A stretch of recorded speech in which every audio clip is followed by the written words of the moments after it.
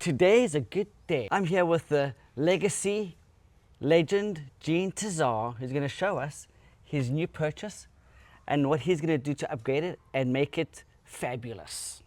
Let's take a look. Excellent. Gene, let me allow you in. Ooh, ah. So please take us through your version of excellence, how you're going to take this and really bring it back to life. Yes, this house has have some presentation issues, but it doesn't have any fundamental issues. So the bones of it are very good, but there's some things that can be improved. One of them, the first thing that you walk in, you notice is this is a very dark room. This room needs can lights. So for this whole house, a lot of ceiling lights and everything, but this is the only room that needs can lights. Because you walk in and bam, this direction is north. So if this direction is north, okay, the sun sets this way, the sun rises this way. We're in the northern hemisphere. The sun is kind of near the south. That means that this gets the least light. Okay. So when you look at things like this, you come in, this room desperately needs light because this is on the north facing side, which is cooler. It is actually good. This is the cooler side of the house. But it gets a lot less light, so it just becomes very obvious. Second thing that I would do immediately would be flooring. This here flooring is engineered, I think, and this is going to be 3.5 inch wide, this is all very popular about 25 years ago. Got it. We're in 2025. We're not partying like it's 1999 anymore. And that would be the second biggest thing. So the flooring here needs to be changed out. Other than that, the third thing will be the windows. Okay. Because these windows are still the single pane windows. Okay. People don't like this. Right. This is the upgrades they want. The buyers want upgrades of double pane windows, and they want roofs, and they want obviously flooring and paint. But these are some of the more important things other than the kitchen and the bathrooms. Let's just take a look first here at this bedroom. This is technically a bedroom. So what is the qualification for a bedroom? Do you know, Kevin? Yes, that it has a closet. Okay, and of course it's got to have a door into it. And then lights or a window. Okay, very good. Okay, excellent. Four parts for a room. Needs to have a door, which it's used to, so this is kind of a door still. So not technically a bedroom right now, but it can easily be made into a bedroom. So door, window, closet, 70 square feet, minimum 70 square feet. Okay. So size. So if it has all three of those elements, but it's too small, it's also not a bedroom. Wow. So and this seems small, Gene. Am I right? It yes. kind of okay. I don't know how big it is, but the biggest reason why it's small is because doors have to do inwards. It's just because just the way that's built, they have to do inwards. So that means you lose this much space. Doors are usually 36 inches. So at least 30, 36. So it's going to be like this. And so that much has clearance. And then if you were to be in this room, where would you put your bed? You don't have enough room here. This is above the window here. This is blocking the closet here.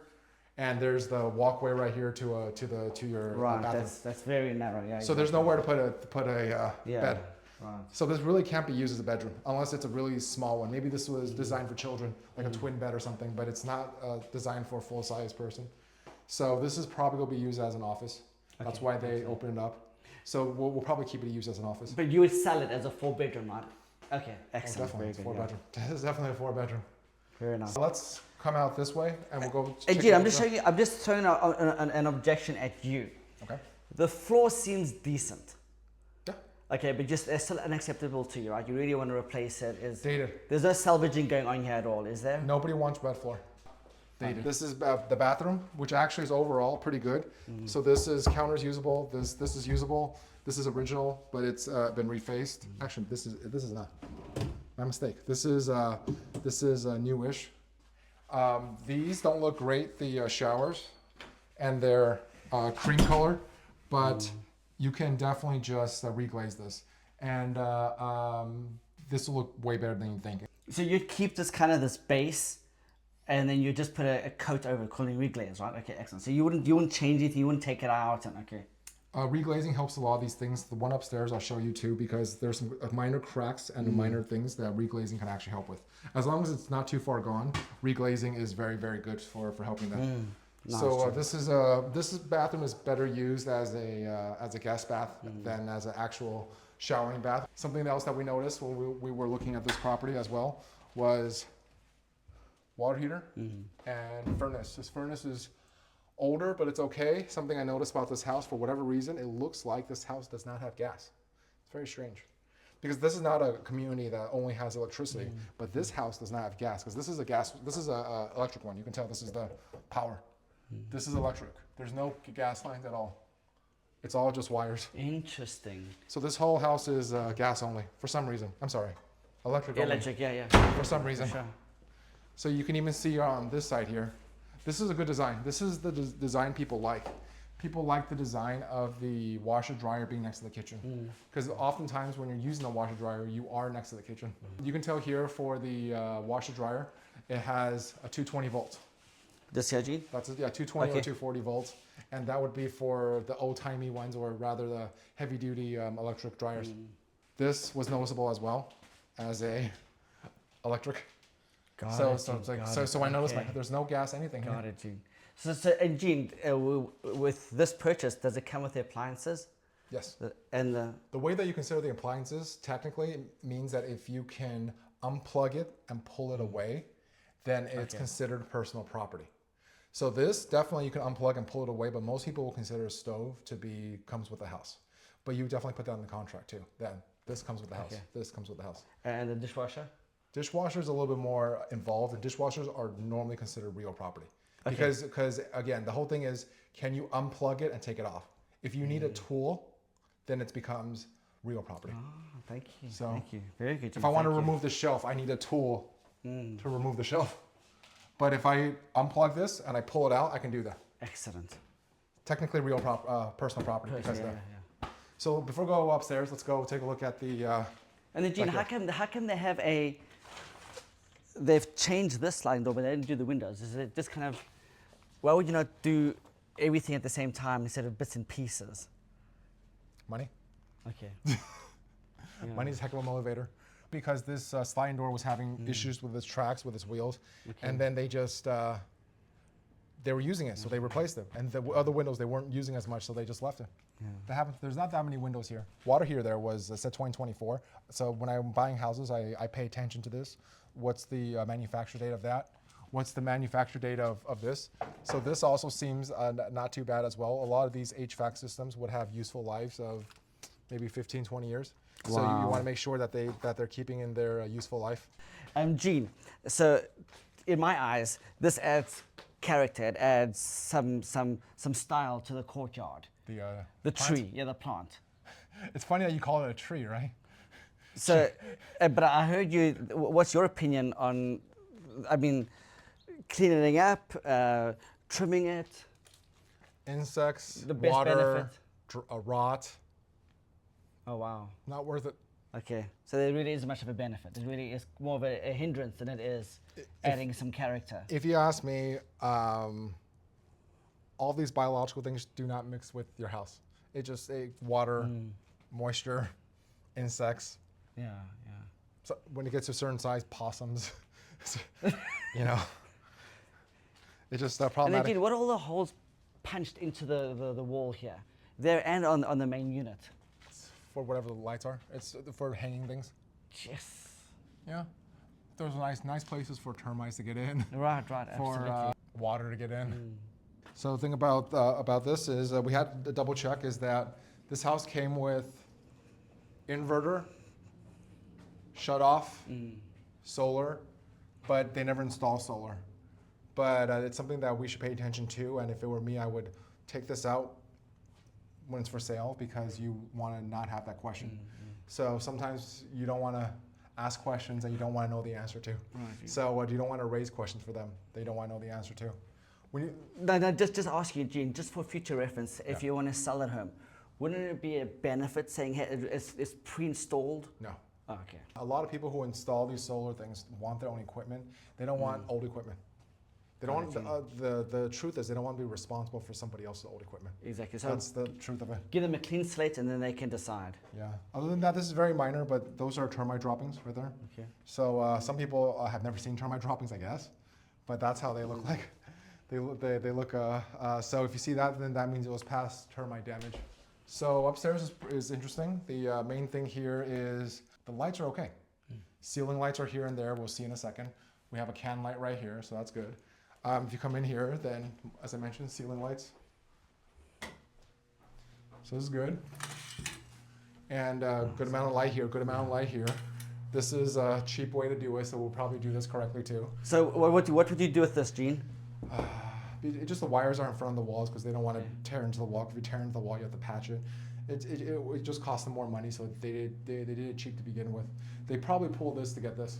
Okay. They pulled this probably from the attic. They pulled this, the wire up to here. But you actually put this back inside the wall and hide it. Oh yeah. Yeah. Oh yeah. Yeah. And the carpet, like you were saying, you can't salvage this. There's no deep clean. There's no repurposing. It's really just there's it's cheaper a little bit more over there, but that's like, for instance, coming off. This here, Gene? Yeah. There's other services that do carpet dyeing and carpet cleaning. It's not worth it. Okay. The cost is just not worth it. Just get new stuff. Carpet's cheap. Do you know what that's called? It's called hot mop. Hot mop. Hop mop. So essentially, it's tar. So it's tar with the layer on top, and the roof looks pretty good. Usually, hot mop is good for 10 years, 12 years at a time, and then you have to replace it. And you'd use hot mop on a flat roof. So it's flat, doesn't have a pitch. So because the major way that you're blocking the rainwater is just by the tar, because tar repels water. And Gene, this being an in unit is kind of favorable because you already have neighbors. That's kind of given, but don't have a neighbor right to the right of you. Yeah. Yeah. So we can take a look here too, but this is good because there's a pretty tall block wall here. Yeah. If you look at it, the block wall is not like a 6-foot block wall. It's a pretty tall block wall with the hedge. And I'd rather have some of the two people's backyards than some other neighbors looking in my back. Right. Because most of this units is a condo. It's a condo. You can take a look here. It's all just people are looking into other people's stuff. It's pretty close to each other. This I would change. This you can tell is the original cabinetry. This you can maybe just change the counter, but because this cabinet's original as well, I would just do both. It's not that much. Go to Home Depot, go buy it, or it doesn't have to be Home Depot, but. And the height, Gene? Yeah. This height is a little bit low because this is low. Pretty low. Yeah. So things were designed lower before. And then with this with the bath and the shower, what did you do, Gene? In a sense of replacing. Reglaze everything. Okay. Always reglaze. Very nice. And is this salvageable? Yes, but these are expensive. These are $400 to $500 easy. Wow. See, these are things that I look at. I'm like, how much is this? How much is this? How much is this? Because also that's your savings, yeah. Here's another reason why you gotta change the carpet, because like that's animal scratches. Got it. Okay. Yeah. Not salvageable. Yeah. I guess you can cut it, but it doesn't look right. Bathroom as well. This bathroom here has the vanity, so the vanity here should be a little bit taller as well. So just change the vanity. This kind of. What's the regulation height, Gene? There's none. Okay. This is the type that you'd use for an apartment, and they just affixed directly into the wall with the screws. So the way that we do it is what we call a hanging mirror. So it's not affixed on it directly. We would actually just hang it, and you have the frame and something. It would look Beautiful, nice. beautiful. So this is not relatively inexpensive, but this is apartment style, cheapest mirror you can use. Nice. It also adds some quality, some substance. Yeah. Yeah. Very nice. Big house. You can actually just take a quick look here. This is a good amount of space. You kind of see the other bedrooms. Yeah. It's a good amount of space here. You can fit a pretty large bed here. Yeah, for sure, Gene. Nice balcony. Yeah. And then this bathroom, Gene. This one seems a little bit worn, Gene. If you look at the over there, is something that is borderline. If you don't actually reglaze it soon, it's gonna crack. But that's already cracked, but it's kind of superficial-ish. So you can actually repair it with reglazing, put another layer on top of it, and you just extend out the life. Nice. Like something I like is when you have each story have just one type of flooring throughout. People like that. I like that. Yeah. Yeah. And otherwise, and Gene, something like this. So this is definitely, of course, it's aged, a little bit stiff. Well, stuck. You have wheels. Wheels go bad, and then they don't fix it, and then the track goes bad, and they don't fix it, and they have to replace the whole thing. So it looks like one of them is okay. The other one, the track is not on, which is at that point just get a new one, even though it's kind of expensive. This is pretty expensive because it's big. And they feel solid, Gene. This is solid. Hey? Oh yeah, So it's heavy, solid piece of wood. what kind of price range your guesstimate is something like this, Gene? Well, when you buy it, you also have to install it. You also have to buy some other hardware usually with it, and you have to paint it usually. Jeez. So if you just buy it by itself, I would say maybe like $400. But you have to do some other stuff with it too. It's kind of a lot of money. Right, absolutely. Wow. Yeah. So it's not just a quick, easy fix. And I mean, I'm not saying that nothing's ever easy, but it's not that as easy as we think it is. Doorknobs are easy. Yeah. Right. Very true. There are a few things that are easy. Doorknobs are easy. These things are easy. And another thing you did, you actually peeked inside the attic. Yeah. So what was the purpose of that? You want to see if they're doing any funny business. So if they're putting anything that they shouldn't, all the wires look normal, all of the pipes look normal, all of the plumbing looks normal. So just make sure that nothing's there. It's not supposed to be there. Got it. To me, it almost seems like it's something that you want to ignore. However, you were curious and you actually wanted to go out there and have a look. You almost always need to look at the attic, especially for a single-story house, especially if you want to move walls. You want to take a look at the attic because you want to see where the points are connecting. Because sometimes it's just one straight down the middle, and then like one beam right here, and then it connects like that. So that middle point becomes unmovable.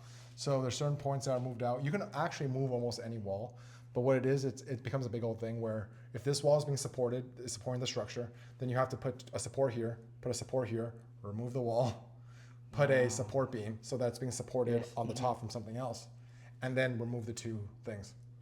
Wow. Big undertaking. Wow. Excellent. That's a medium-sized project in itself, just by doing those things. It's a medium-sized project. It's usually not worth moving walls unless you have a very good reason, especially if it's support walls. Gene, I've seen some of your projects. You're removing walls. Yeah. You're redoing the roof. Well, if you ask the government, I'm not doing that. That's how I found it. Okay, very good. With this property, there's no removing any walls. They're literally just some patching up if you have to hide some of the wiring for the outlets. Yeah. It's mainly just kind of almost give it a facelift. There's not some major remodel going on, is there? No. Okay. Thinking future tense, what time frame and budget do you have for a fix and flip property like this, Gene? What I like about, first off, before answering your question, one thing I like about this community, if you look at it, is that this is actually a single family attached. Being a single family attached meant that they're not able to build as many houses as condos. So being a single family attached and not a condo, it means that you have a lot of space. There's actually a lot of space between units. If this were a condo, these houses would be much closer together. Everything here would be closer together. It's, even though you may not be able to tell from the video, but these houses are relatively far apart. There's a lot of green space between houses compared to a lot of other condos. I'm trying to understand. Just say that one more time for me, please, Gene. Yes. The difference why these aren't so close together and they're so spread apart compared to other units. Because when it was built, it was allowed to be built. It was built as a single family attached rather than a condo. Being a single family attached, you didn't have as many units per acre. So it makes it nicer, essentially. So the design of it is nicer. So it's not a condo, which is nice too, because it means that you own the land beneath your house. Because even when it's a condo, it usually means there's a subtle difference between condo and a house as well, because in a condo you own your property and you own a portion of everything else. But when you own your property, you don't actually own the land below your property. The land below your property is actually owned by everyone else as well. But you just own the structure on top of your property. You own a percentage of the land underneath, as well as all the common areas. For a single family attached, you should own the land underneath your house. Wow. So you own the land, so therefore you can do things like solar. Whereas the HOA may own the land underneath their house, or rather it's managed by the HOA. You own it partially, but then it's managed by the HOA. When it's an undivided interest single family house, one of the benefits is that you own the house underneath. Got it, Gene. The land underneath. And what about air rights? Why is that? Is that significant, or really is that just kind of a minor? The what? Owning the air rights. I think in the whole country, the air rights are only 50 feet above the house. Wow. Because I think that was dictated by the FAA when they started launching rockets and doing jet planes and stuff. They said, "Oh, your air rights don't go all the way up to space." It used to. I'm gonna go back to your question. What are we gonna do here? Yes. We're going to do painting. We're going to do flooring. We're going to do windows. We're going to do a few can lights and some minor fixes, and that's it. Wow. That is it. So this is what we call just a very minor renovation. It's minor, medium, and high. And I don't know if we're doing any more gut out renovations, because these gut out renovations for like a house, even though this is a attached house, for a detached house, the gut out renovations when I first started doing this, maybe $40,000. Now, for the same house, it's probably going to be at least 120 for the same scope. But it's a little bit different scope now, because before when we did it, a lot of the windows were okay. Like 10 years ago, the windows were okay. People didn't do all double pane windows. They used the old windows. Roofing, maybe did roof, and drains. And because these are all just worn out, these are houses built, remember, Orange County was built in the 70s. A lot of 60s, 70s, 80s houses. These houses are not doing so good. So a lot of these things used to be more. I'm sorry, they used to be less, and they're more because a lot of the other major systems need to be replaced as well. And a lot of major systems are a lot more expensive. That's good. So you saw this as a good opportunity to get in now, even though the market's high, because for long-term gain. Yeah. Excellent. Very nice, Gene. If you're flipping, you look for certain things, but when you're investing, there's really only one thing that matters when you're investing in real estate for a long term, and that's location. Ultimately, it's the structure of what you're buying. Like, is it a sound structure? Like just the bones of it, and where's it located? So I have a lot of confidence in this area. Most areas of North Orange County, they have good jurisdictions. They have low taxes. They have relative rule of law compared to other parts of California. It is a good place to dump money for a long time. We have favorable tax treatment in terms of property taxes. There's a lot of things in California that will give you an advantage for having a property owned for a long period of time. That's one of the things Prop 13 does. Prop 13 gives a really big advantage to people owning a property for a long period of time, because if you buy a property and your property tax value is fixed at that price, and it only increases no more than 2% per year, when the real property value goes up more than 2% per year, the longer you hold it, the bigger of a difference that you get. Okay, the more advantage that you have. So it basically pushes people to never sell. And a lot of properties like this have long-term value. Mainly because you have immediate value, because you have it maybe less than what the market is, but you build in more value by improving it. So all those improvements are very manageable. These improvements are not years. Wow. Sometimes improvements take like 2, 3, 4 months. You can bang all these improvements out in if you really got going, probably 3 weeks. But more realistically, 4 or 5. But you can bang it out in 3 weeks. And the biggest problem with stuff like this is the bathrooms, as I mentioned. Because bathrooms can only go at a certain rate, because they're small. Usually one person's working at once. So if you're redoing some things for bathrooms, it goes at a certain pace. But other than that, everything else can be done concurrently. If you have more hands, you can do it more quickly. Labor is hard to come by, so I'd rather just pay a little bit less, go a little bit longer. It's funny that time costs less than labor now. Time is in the form of interest rates. It's actually ballpark, you're thinking financial expense-wise? 1,500 square feet. So if I did flooring, I want to do 250 a foot. If I have to tear out existing flooring and I have to do the baseboards, then which will cost like a buck something per linear foot. So I would say that the flooring here, if I were to be really rough with it, including demoing everything and taking all the flooring, and stairs are expensive. Stairs are always expensive. I may just keep the steps carpet just for cheap, and maybe upstairs will still be LVP. Maybe. I'm not sure. Maybe just the carpeted stairs. So I would say it's going to be, depends if you look at retail or hotel or wholesale. So I'm doing flooring is 8,000. I would say that the paint inside, probably just a new coat of paint, everything inside. It's 2 stories, not a few areas that are vaulted, so it's a little bit extra there. There's a few doors there that are oil-based paint. When you do an oil-based paint, you have to do an alcohol-based solution to wipe off the oil-based paint before you can put on a water-based paint, because oil and water don't mix, and we don't have oil-based paint anymore. We only have water-based paints. Wow. So the older oil-based paints need to go, including painting the doors, including new hardware, including new knobs, including new other stuff. I don't know, painting should be like maybe $5,000, $5,500, and then you have hardware, smoke detectors, stuff like that. You probably should do another $1,000.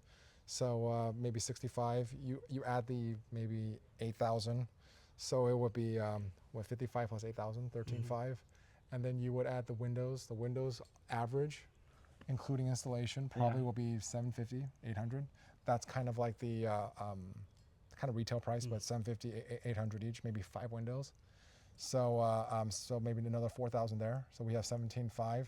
Glazing's like Yeah. $350 a piece, so like Very $1,000 there. So I would say like probably it'd be a little bit over 20,000 because what I said was paint, flooring, windows, can light. If you're doing painting and you're doing patching, you probably do can light for less than $800. So that would be what, $19,300, and then stuff.